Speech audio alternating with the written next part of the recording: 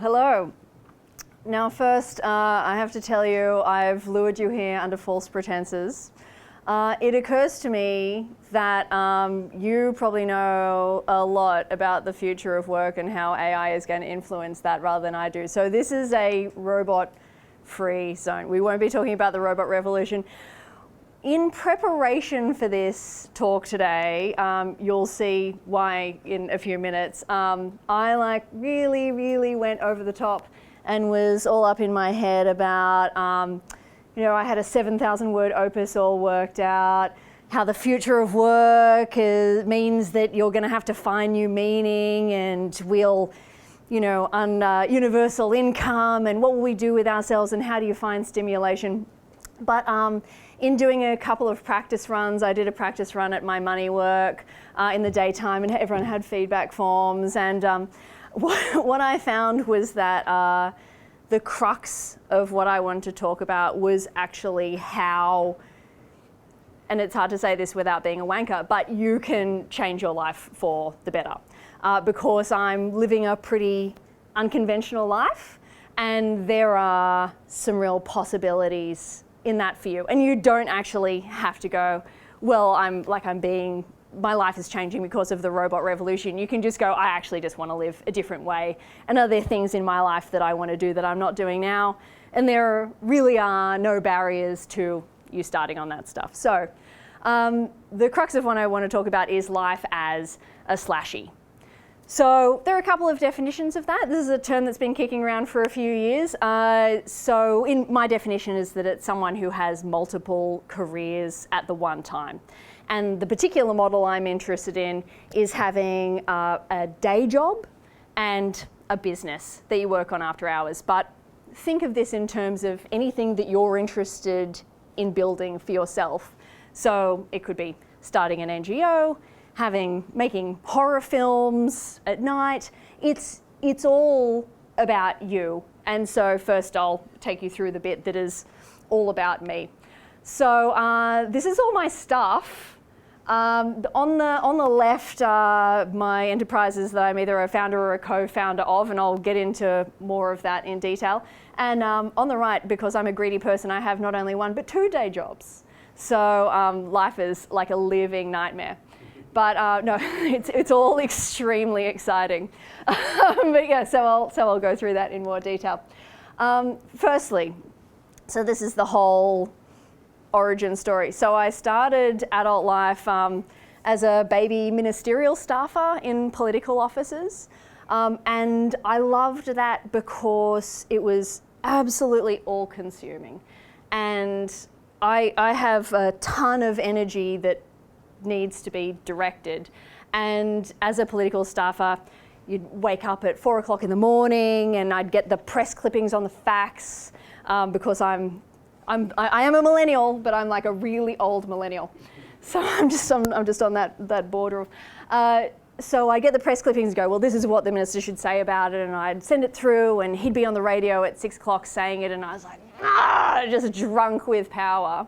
And of course, I had no power or influence, but I was around a lot of power and influence.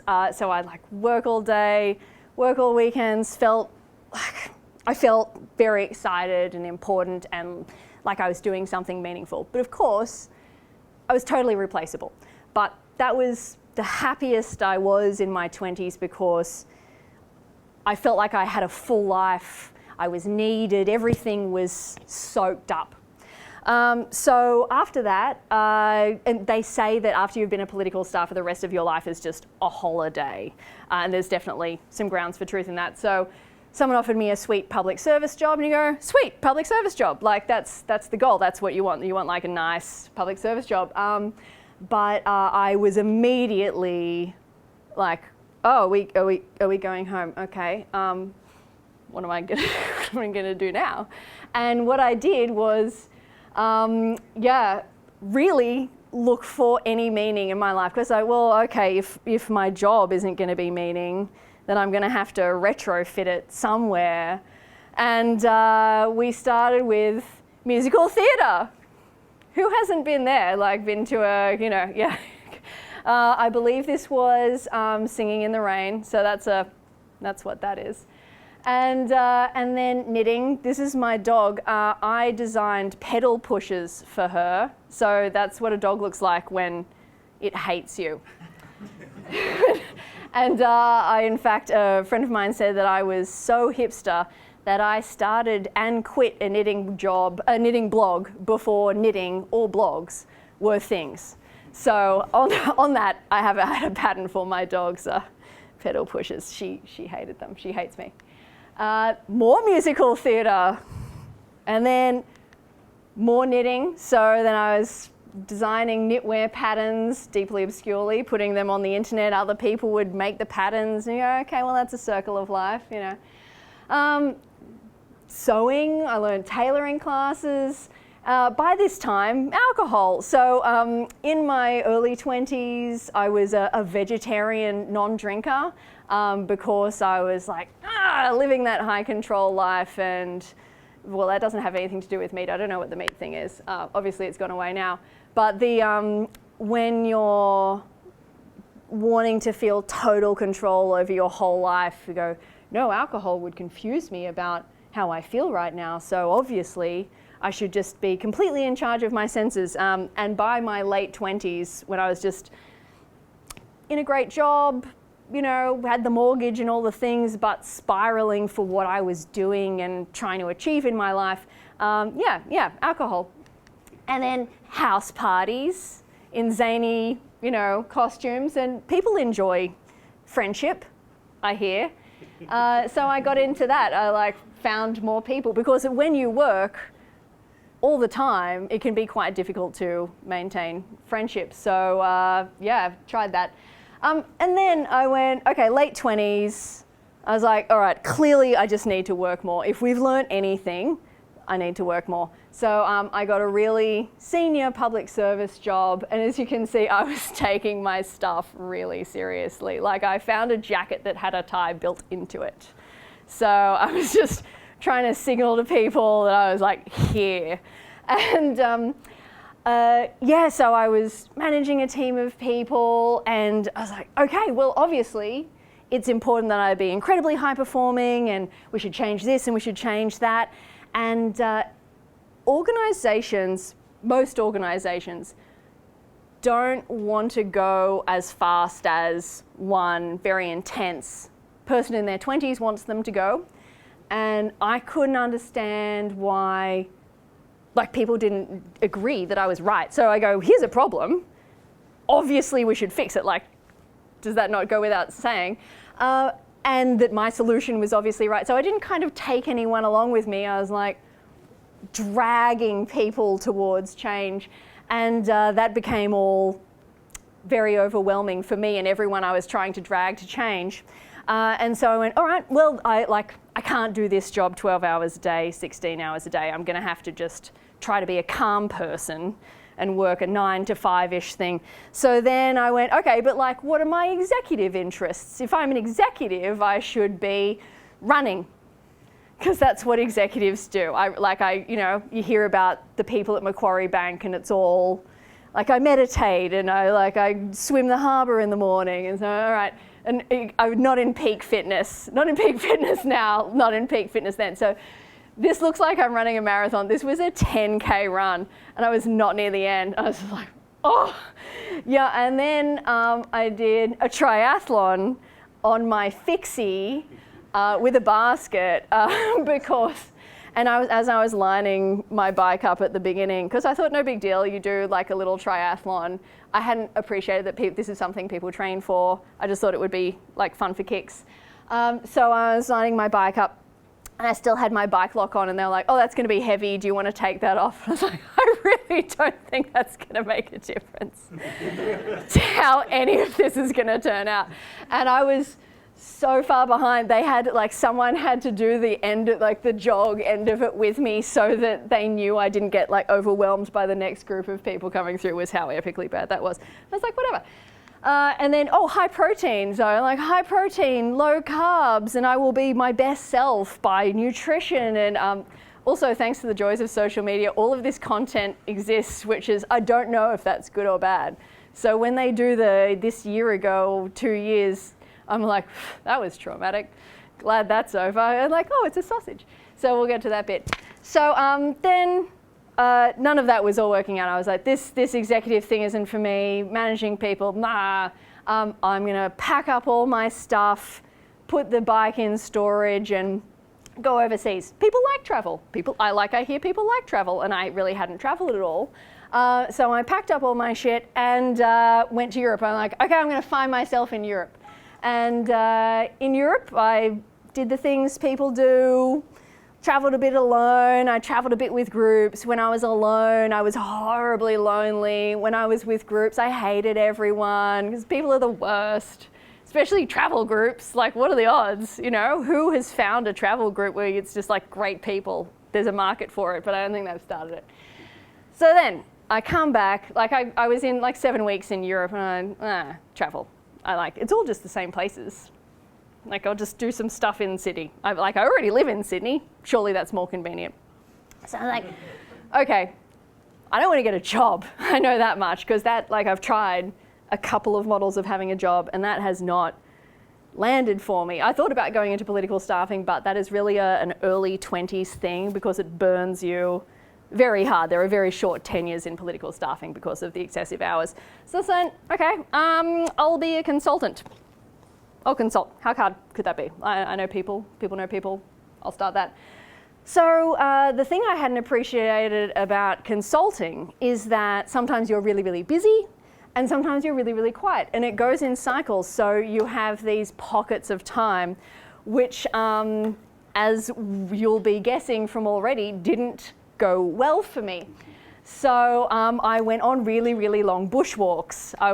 My mother would be, please don't walk alone for 12 hours because you'll be killed.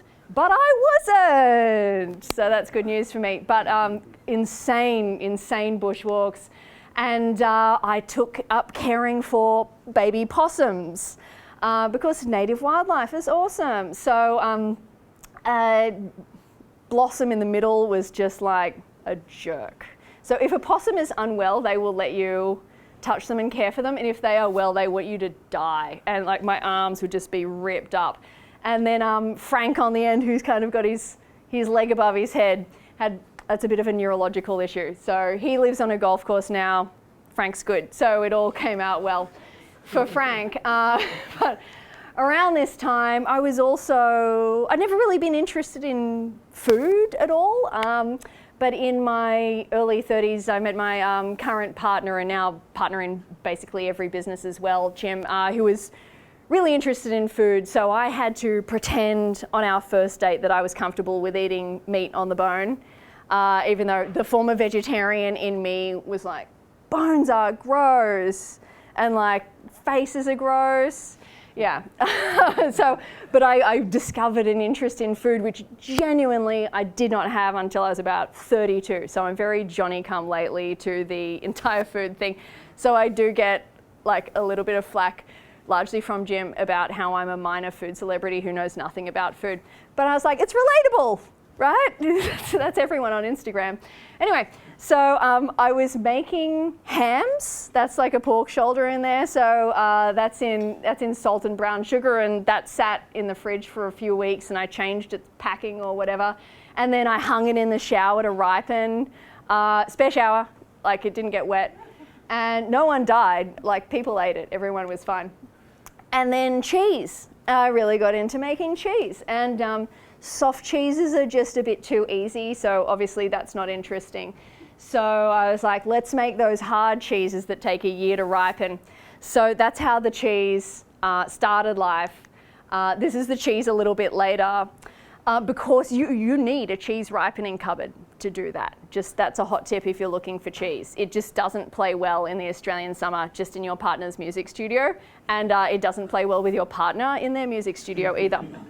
So not too long after this, and all this time I'm still consulting, and so like I'm little bits of this here, little bit of that's there, but like sometimes a week where I was just like, and it's cheese week, because there's nothing on right now. I was also making kombucha, and I had had a batch of kombucha that was ginger and lemon that was ripening in the pantry, and unbeknownst to me, that is kind of a volatile combination. So it blew up. I was in the room, I heard it just like pop and ricochet all throughout the pantry, and it took 6 hours to clean. So after the kombucha and the cheese incidents, I got an ultimatum from Jim that if I was gonna keep doing this food stuff, could it be beer or sausages? Like, was that reasonable? I was like, sure, I'm not a monster. So I started making sausages. And by started making sausages, I bought the stuff, and sausage is really non-obvious to make.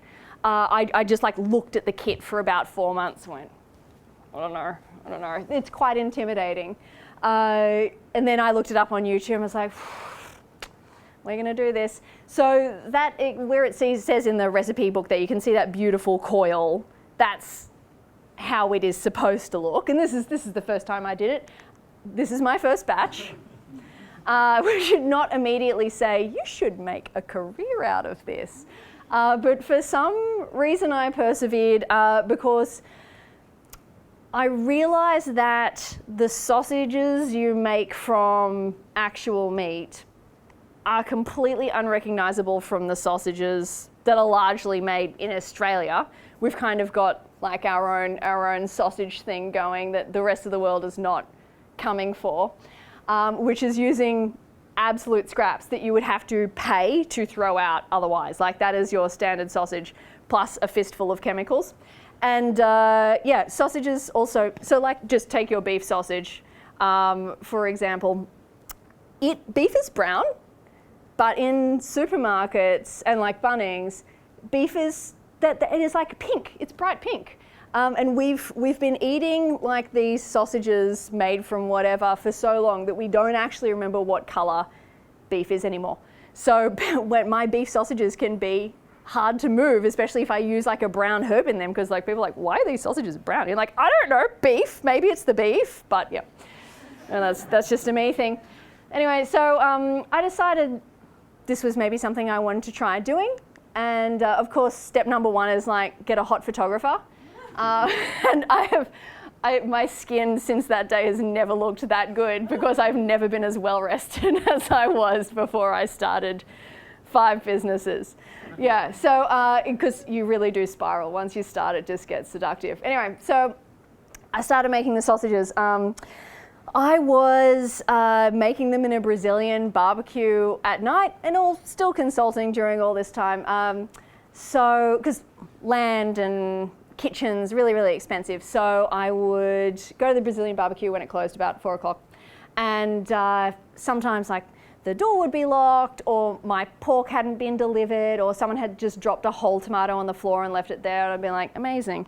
And best case, I would make sausages on my tiny little machine for 14 hours overnight, and then drive home at dawn covered in sausage juice and crying.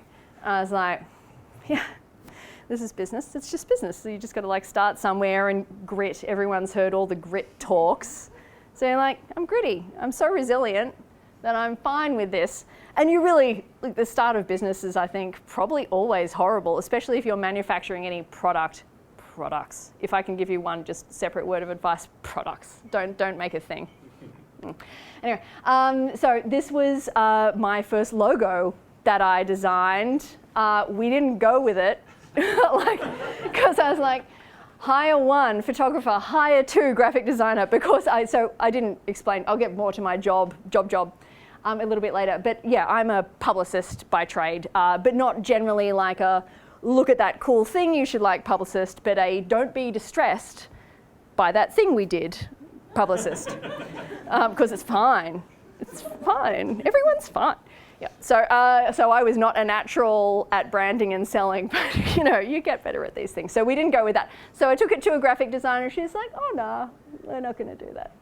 But I became just obsessed with it. Once it got its hooks in me that I was going to start a sausage business, I was like, why does this feel different? Because I've had a million hobbies, and like hobbies that were not covered in that cavalcade of human misery of my 20s were like flamenco and ukulele and pottery. Like, and I have like I tried sport. I tried watching sport. I'm not into it. Like, I'm not keen. Oh, yeah. Every now and then I'll go through this. It's not for me. Yeah, but I like this. This feels different, and I think, as far as I could get, it was like, if you're starting a business, it's not just, I'm just doing this for pleasure. Like, I've got a life and then I'm doing this to make me feel good. The difference with a business is I'm going to build something, and you can always work on it and always evolve it. It's unlimited, and it can soak up infinite of your time, which obviously is extremely appealing to me. And you can say, oh yeah, I've been up all night working on my business plan, and no one will be like, that's crazy. But if you're like, I've been up all night because I decided to throw these pots, and like I found this amazing glaze in Greece and I'm going to import it and it's going to be sick. People are like, okay. But it's socially acceptable to go, I'm obsessed with my business. Thank God, thank God. Anyway, so this was the launch. So I launched the sausages at the Henson pub in Marrickville, had a party, and people came and ate the sausages and media and blah blah. And like you can see, I'm a pig in shit there. Like, I'm so fucking happy with myself. And even that first day, having never had a business before, like I'm from a family of academics and public servants, not really knowing anyone who had had a business before. I was just, like, I called my mother, who I talk to all the time because I'm one of those, and I just said, Mom, this feels really different. I think possibly this is what I want to do with my life. And because of course the rest of my family, and you really can't blame them, was like, what is happening? Like, what is this sausage thing? You have a fabulous career, maybe. I mean, you could focus on that, I guess, but up to you. It was hard for anyone to understand exactly what I was going for, but without knowing exactly what I wanted to achieve, I knew just the format of business was exciting to me. First I did beer festivals and food festivals. So this was at a Carriage Works night markets, and you can see I brought my full personality to the task. And I should say the sausages are called Chrissy's Cuts because it's whole cuts of meat and Chrissy. And no one gets that. They're like, what's the cuts about? I'm like, okay, I should have focus grouped. That's another learning.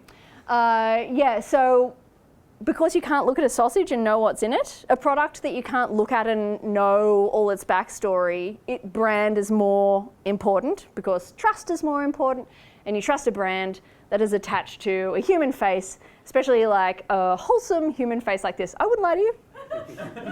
Would I? No, because you can see how highly strung I am. I wouldn't do that to you. I wouldn't, it's true. So, brand trust. But that meant I was the person working every event. Also, I like to make life hard for myself. This much is obvious. Don't use the artificial preservative, because for one, like, it literally causes cancer. But two, it also really deadens flavour. So for the first, it was 2 years, it took me 2 years and 3 food technologists to get enough shelf life to go into supermarkets. So for the first 2 years, I was just like beer festivals, food festivals every weekend. And I would cook sausages so long that I'd be pushing the barbecue back to the van. And like, I just did everything myself, and because I'm like that. And dogs would come, like, dogs just aren't loose in Sydney. They got a smell of me on the wind. They would come and like chase me down. I'm like pushing my barbecue and like getting chased down by the packs of dogs, and they'd catch me and lick my ankles. And I went, and this is my life. There are way worse things than getting licked by beautiful dogs, because Sydney, really likes its dogs. They're and they like sausage. I still have that dog. She lives like a queen. She is the other sausage queen, so she does okay. Anyway, around this same time, my partner Jim was starting a record label. So he had started life as a music producer, And him going like, let's make life a little tricky for ourselves. You start your sausage business, I'll start my record label. That's going to be great. So Lazy Thinking Records, we started with the people who started FBI.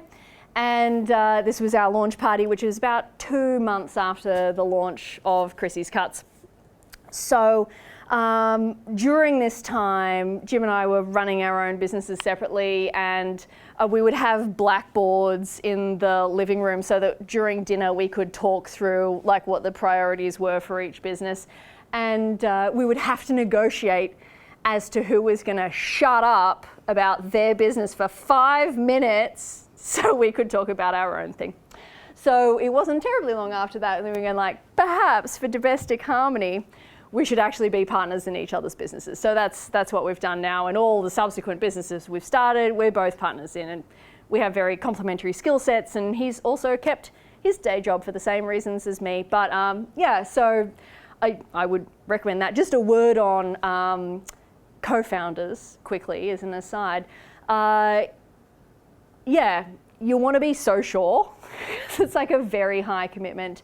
And I don't know if anyone knows Val, the cultured meat company, but that guy gave me really good advice, which is that you need to date your potential co-founder, because if you decide that it's not working out or someone wants to move to the mountains or whatever, very high consequence. So you need to have had more conversations with that person about what you want to do with your future than you do your partner, because like the risk is higher. Anyway, that's just an aside. But yeah, it's a real experience living with your co-founder because they are your partner. Swings and roundabouts. But you get to talk about work all the time, and if you're into that, sweet. So around not too long after that, I had worked out that consulting, aside from leading to starting a food business I had no qualifications or experience in, was also making me cripplingly lonely. Like I was going to the local supermarket and talking to the staff there and be like, so how'd your play go? Did your boyfriend apologize? I can't believe.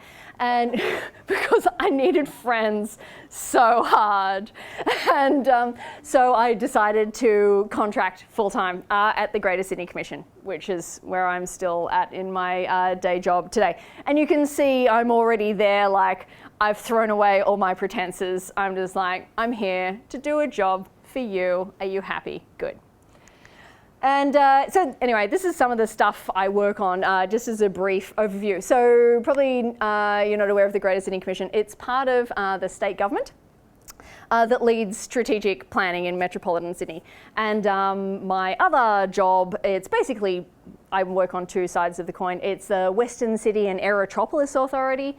So what I do in both jobs is try to improve Western Sydney. I'm trying to contribute to the improvement of Western Sydney. So you'll know, if you know anyone or have ever lived in Western Sydney, there's a lot of historical imbalance that if you want a good job and you live in Western Sydney, you have to choose between travelling 2 hours each way to work and home, or leaving your family and community and moving to the eastern city, which like sucks and seems fairly unfair. So a lot of my job is around encouraging new industry into Western Sydney, particularly around the airport and the Aerotropolis. Anyway, that's just that's my other obsession. That's my day obsession.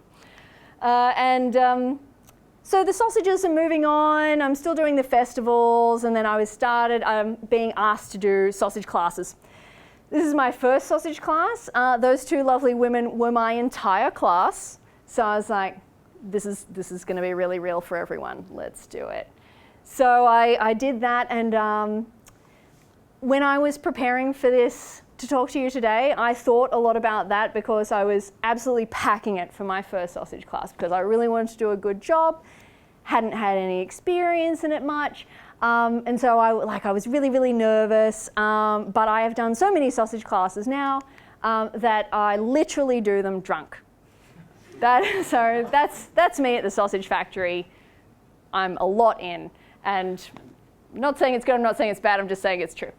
So I do monthly sausage classes and corporate sausage classes now. So that's a lot of my weekends, and I love it because you just talk about sausages and drink beer.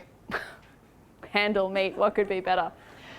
So let me see, I think it was about 2.5 years ago now, we'd moved into a new premises. Long story short, to make sausages, you only need a small footprint, but you need a huge cool room to ripen the sausages. So we moved into this old Greek butcher shop. We're like, what do we do with the front room? There's nothing there. We'd put a bar in there. Like, how hard could that be? It's really hard. It's really hard. And especially if you've never worked a day in hospitality in your life, as I hadn't, I was like, figure it out. Ordering system, I don't know, whatever. So we set up a kitchen and so now I work a lot of nights on the floor at the sausage factory in Dulwich Hill, and my job largely consists of just crashing people's dinners and talking to them about whatever I want, because no one can send me away. I love that about it. I love that, it's my favorite. And also, of course, you're like, I already got a bar, got sausages, I suppose we should make some beer. So we are. So we started about a year ago, Sausage Queen Brewing. I literally this morning got the approval through from council to brew on site, which is very exciting. We've just been gypsy brewing. And so we make unusual varietals of beer and all fully flavoured, because I'm just not interested in making some basic bitch lager. Like, I love them, but like, we're good for that, we're okay. So we make really crazy, unusually, really fully flavoured beers. And I get to test them.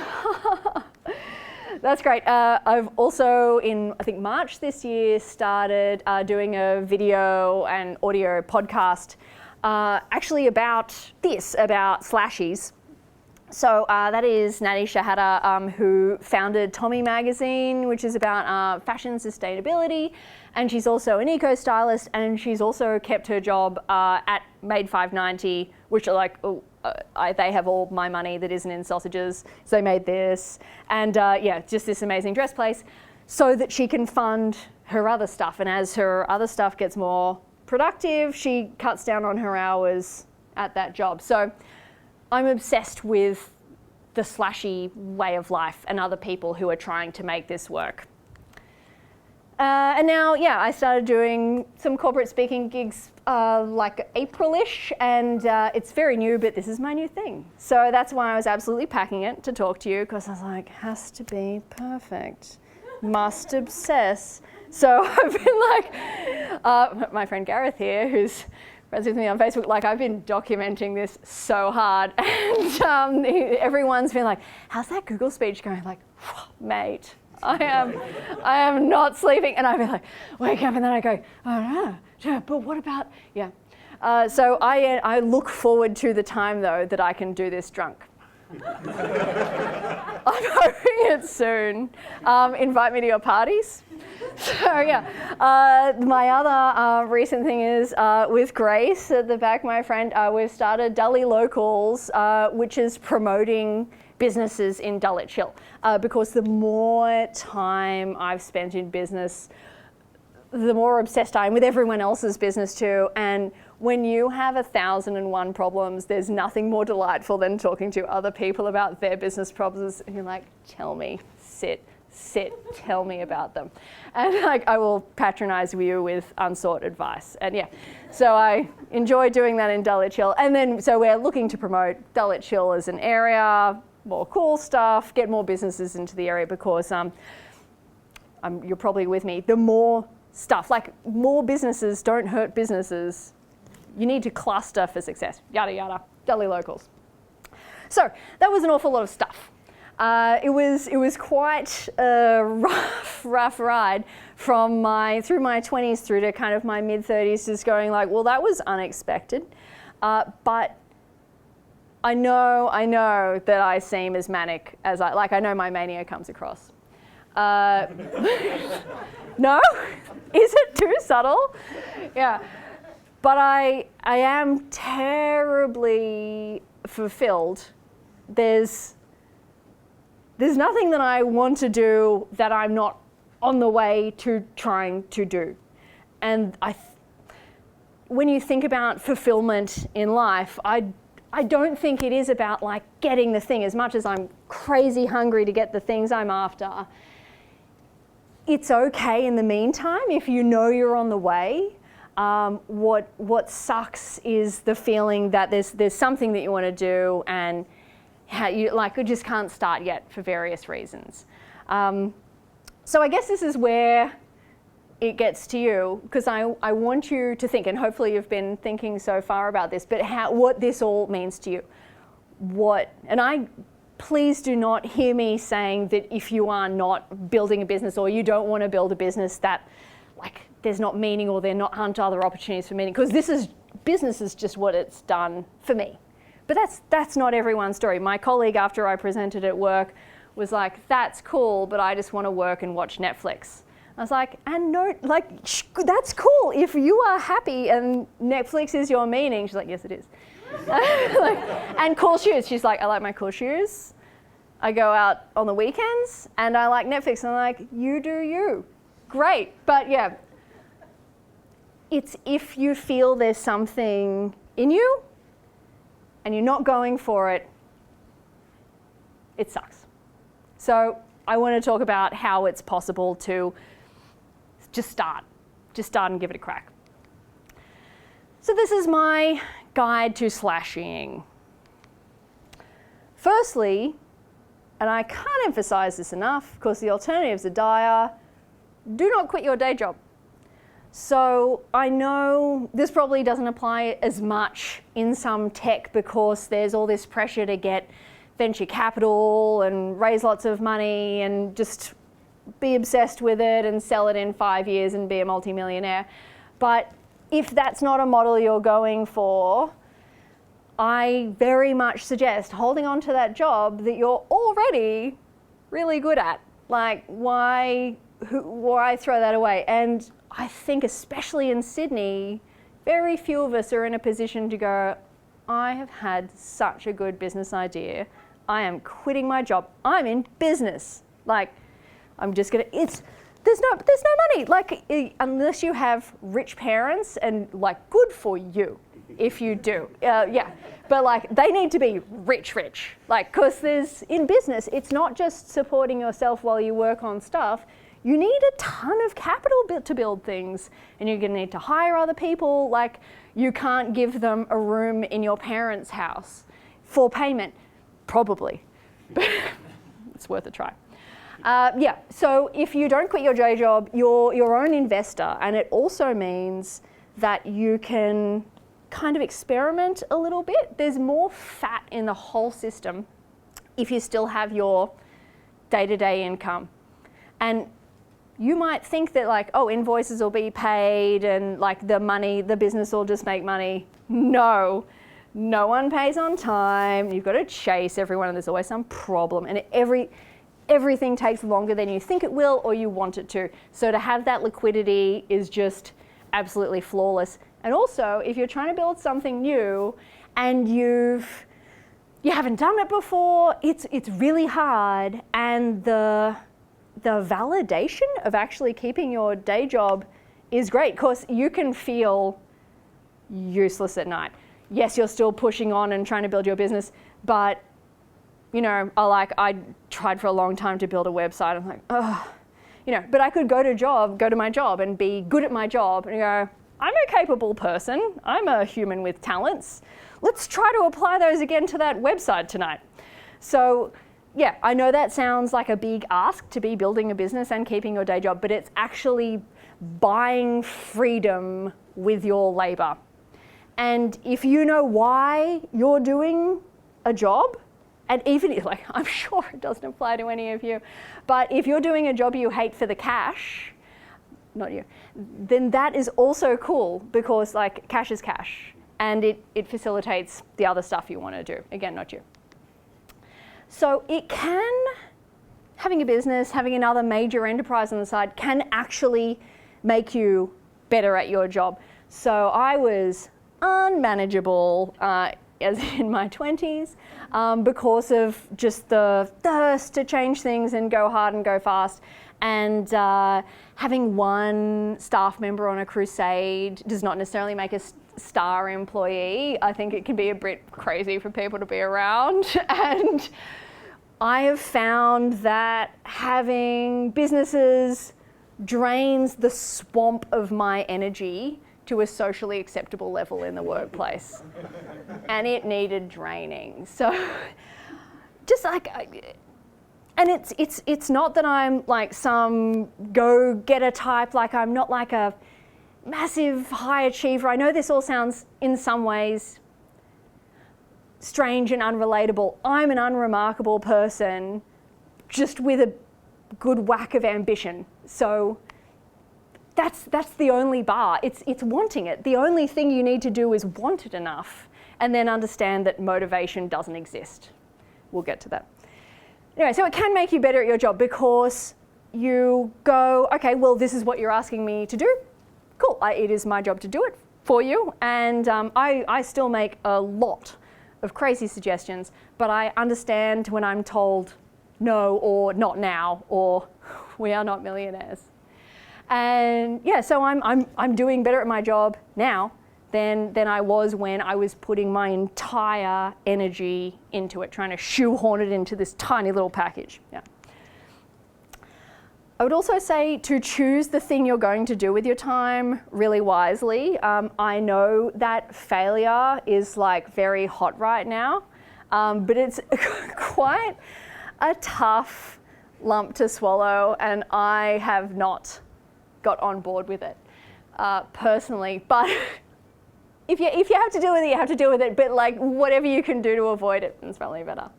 So the key thing I would say, like there's obvious stuff. Obviously you do something you're good at, and even if it's not, like I didn't know anything about making sausages, because you can find that out.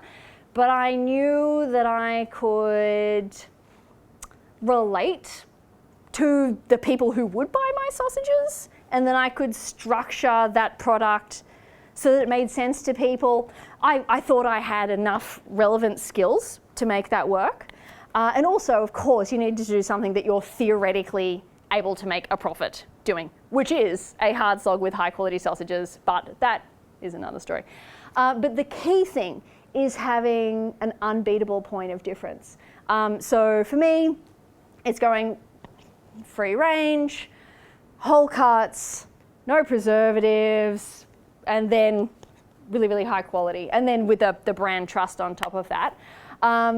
There's a company called Big Crunch Sushi who actually cater to you guys, and their roles are in the Melbourne office. So when I first heard about this, I was like, what? Why? Because the seaweed is packed separately to the sushi roll. Yeah, so that the seaweed is crunchy when you eat it. And I was like, have I just unknowingly hated sushi all these years that I've just been eating wet sushi? Was that a problem for me? But I ate it and I was like, okay, that's amazing. And they have ruined sushi for me the way I want to ruin sausages for everyone else, because especially if you're doing something premium, you have to say to your people, that thing you're already buying, you think you're happy with, you think it's like fine, but you're not happy enough, you could be happier. So you have to sell them on something that isn't a problem for them already. You just have to make them want your new thing. So that's, yeah, but if you don't have a really distinctive point of difference, you're just trying to compete with everybody else who's doing a completely generic thing. And when you're doing that, you're competing on price. And a small business and an artisan business will not win on price. Like you can't make that model because like it's all about scale. So be super, super careful. Oh, and like talk to people. It's tempting to, because you've got that vulnerability when there's something you want and you want to do, and you go, and people will shit on it. And I had friends who've been in the food industry for a long time, and they were like, horrible idea. No one is going to want that. Definitely not going to work. Okay. But I just thought about it and I went, I think your reasons are bad, so I'm going to ignore you. But then you have to listen to other people. You just filter the advice, but it is worthwhile getting advice. And if you can't justify why you think it's a thing back, then that's information for you. So you're not doing it for anyone else. It's just to get more information, but decide if you listen and who you listen to. But most people thought I was crazy. It was just like an ex-boss's husband who was like, your thing's genius. I was like, thank you, mate. Please tell everyone else. And then he did. And they were like, oh, that guy's smart. I'm like, thank you. Long road. So, I know it sounds crazy, but work-life balance is already a lie. It's a total lie. So, you don't get an allocation of work hours and life hours. They're just all hours. And when you are at work, it is still your life, and you're spending you're allocating that time, and yes, you're in a structure where that's normal but you're still putting your time into those work hours. So if you choose to allocate your life hours, which are outside your work hours, to doing more work, it's all your choice.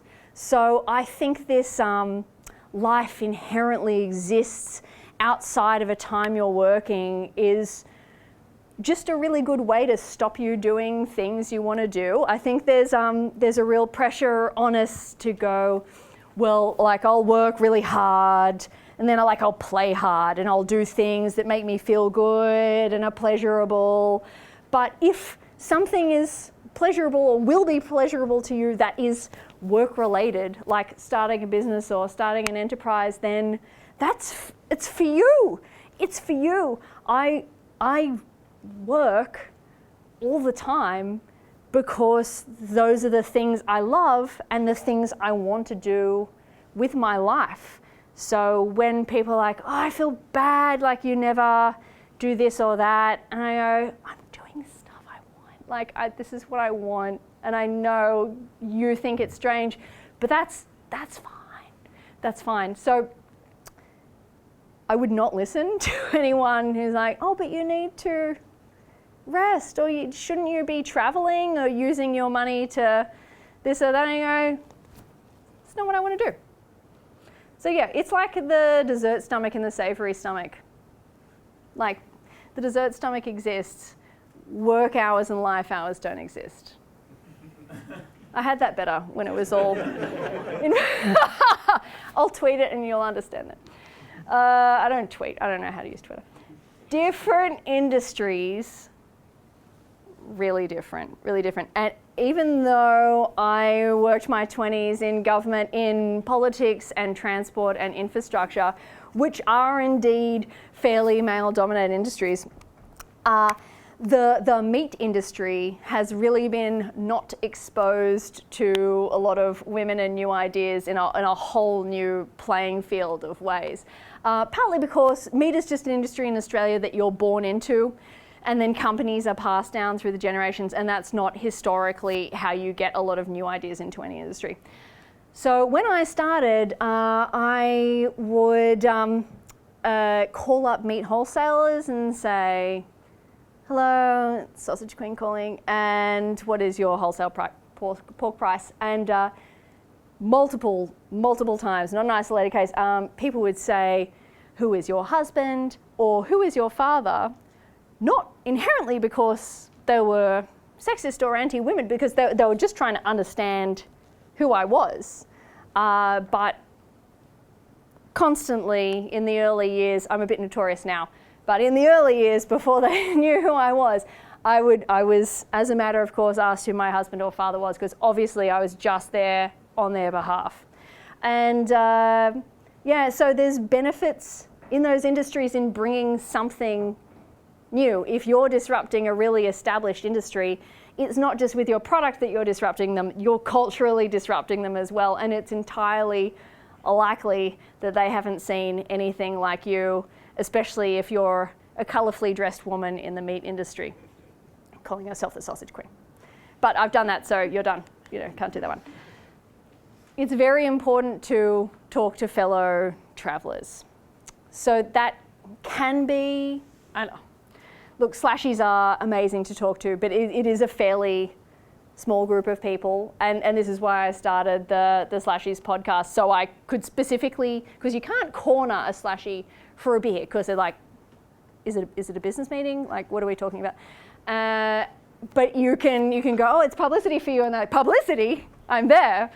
So get them in for a bit of self-promotion, and you go, how do you live? How do you manage to see your friends? Are you eating well? And what is it you want to achieve? Why did you decide to live like this? How long do you think you can do it?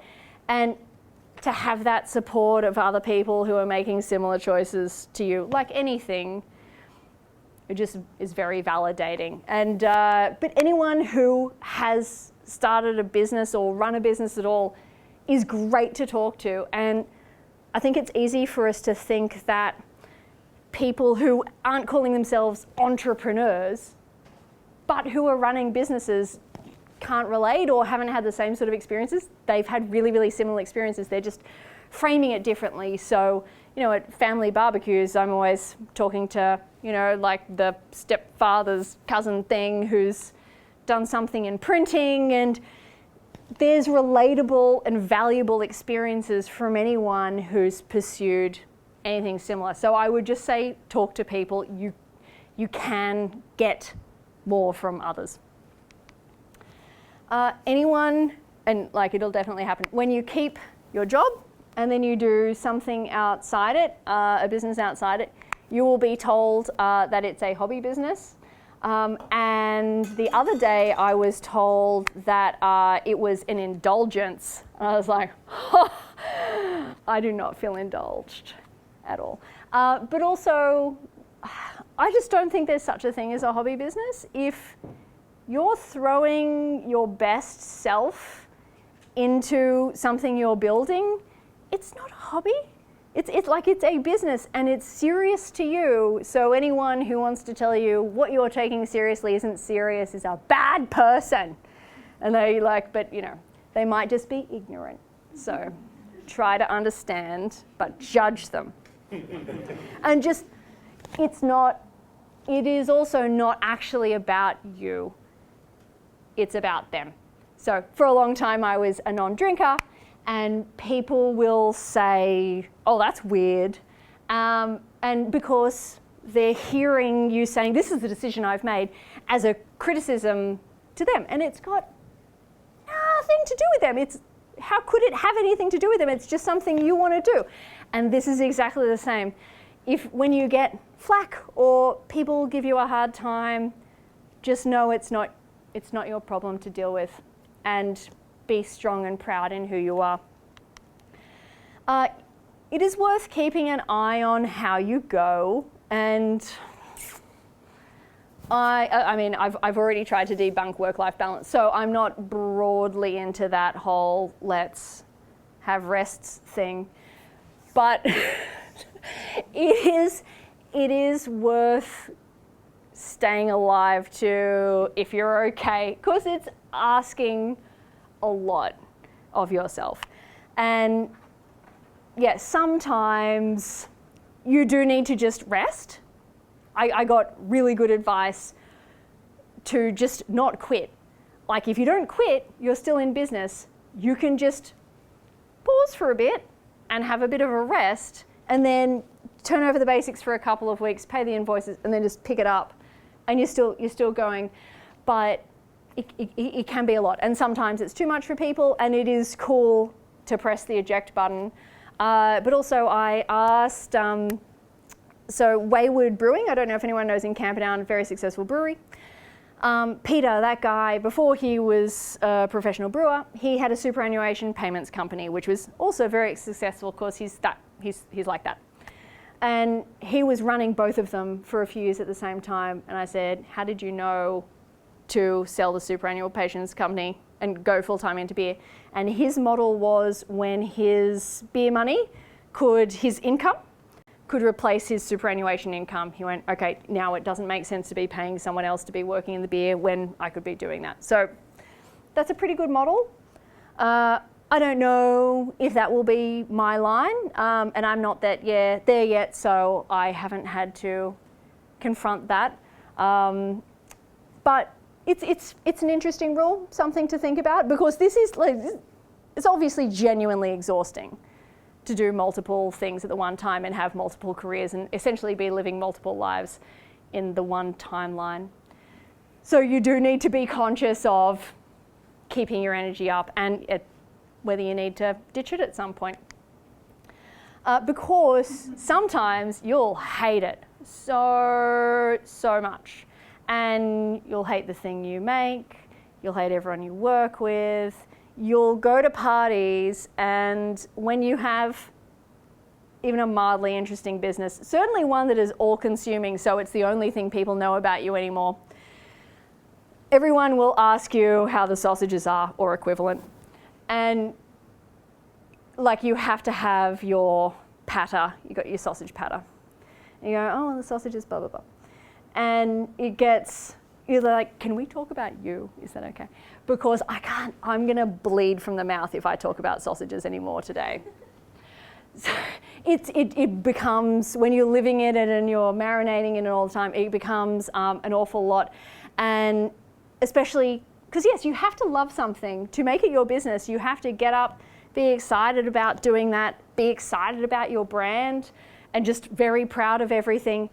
But that you can never purely love it again, if that makes sense. Yeah, it changes the way in which you love it. You can, if you make beer, you will never again just like have a pleasant beer.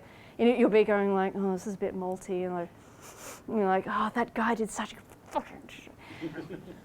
It changes things, and sometimes you'll regret everything and go like, if someone could just drop down with $5 million, I would be so gone. But other days you go, there is no, what I've got from this is not about money. There's no amount of money that could substitute for how meaningful this is in my life. But yeah, not every day is like that. Some days you just want to burn it to hell. But it is an opportunity to be your whole self. So the thing about being a slashie is, in all odds, there's probably not going to be someone else with your insane combination of things. So some of the other slashies I've talked to, so there's Andrew Levins, who I think he DJs some of your Christmas parties, and he is also a food reviewer and a junior fiction writer. He did have a restaurant called The Dip in the city, and he started a music charity. So that's a bit eclectic, and obviously my thing's a bit eclectic. But if this is what my whole authentic self looks like, some mishmash of government and beer and sausages and supporting other businesses and podcasting and whatever, that's cool. Like, that's me.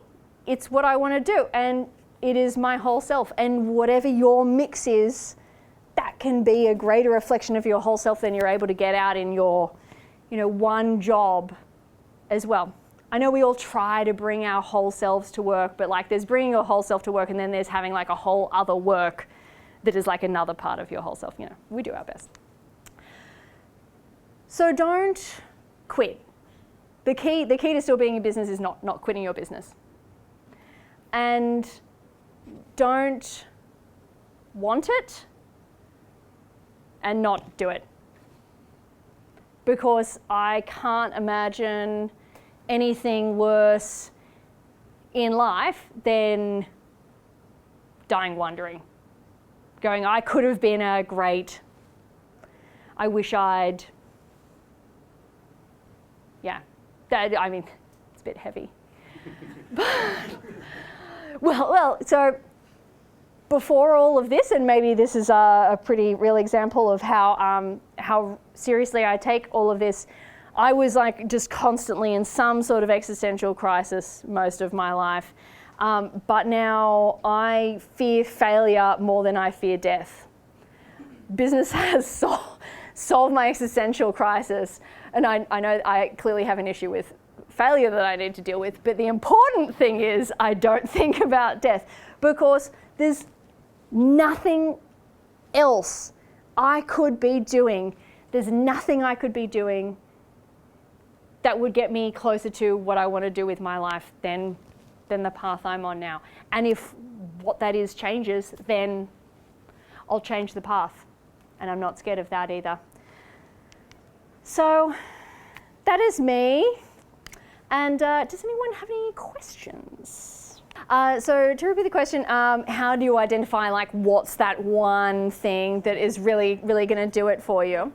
In terms of choosing a business, yeah, you have to So for me, I knew it was the sausages when I was literally sleepless over it, and I was waking up in the night and just running to my computer and going like, oh, that's where we'll do that pop up. And when you felt like you would regret not finding out what this could be, that it's such a good idea that you just can't leave it alone. For me, that's how you know. But what was really seductive once I started it, I love the sausages, and I think the sausages are really special, and if you eat some later, you'll see too. I think it was the business. It was the process of building something from nothing, and rather than it being to an end of, oh, I get to go up a grade in flamenco, that it be, I can do this forever. Like, I can build this business, if I choose, for the rest of my life, and it's only as big as I am capable of making it, and it's all me. Like, either I get this done or I don't, but it's all me. So that's if you enjoy a challenge, there is nothing as serious as that. Yes? Can you tell me about some of your cool beer flavors? Cool beer flavors, sure. So let me see. We do, at the moment, we're just doing little 20-litre batches. So we've done, our first beer was a Boss Ale, which was a hybrid between a Saison and a Farmhouse. And that's a tribute to strong women. And we did a lemon myrtle gose, and let me see, we did a passion fruit Berliner Weiss last week. Yeah, so I think we've been brewing for a year, and we've done 48 different beers in that time. So basically, we make a batch, and we work with different independent brewers in Sydney. So we just talk about what we like, and they talk about what they like, and we work out what kind of the common area is, and they brew a batch, and we go, that was amazing. Yeah, so we put things on tap at the Sausage Factory, and we'll pick a few, and then when we scale, we'll can them a little bit later. Yeah. So much. Thank you.